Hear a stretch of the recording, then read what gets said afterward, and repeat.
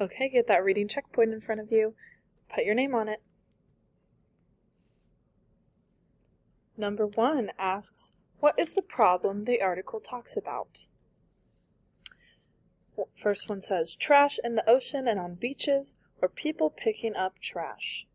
Well, I know that it talked a little bit about people picking up trash, but it's asking what the problem is. So I'm going to say it's trash in the ocean and on beaches. So that's what I colored in. Why is it a big problem? Number 2. Why is it a big problem? Let's look at our magazine for that one. It says, but tons of trash ends up in the ocean. It hurts the plants and animals that live there. Well, that's not good. But that answers our question. Why is it a big problem?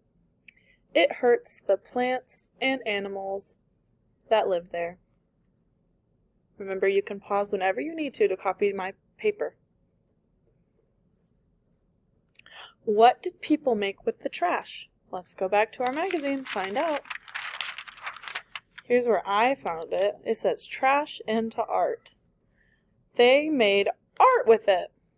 You know, they used it to make sculptures like this fish over here and that penguin on the other page.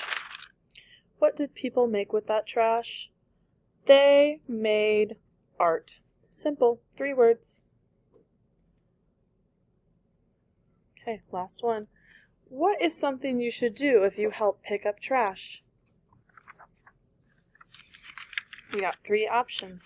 I looked back at this down here. It said, go with an adult, wear gloves to protect your hands, and do not pick up anything sharp like broken glass.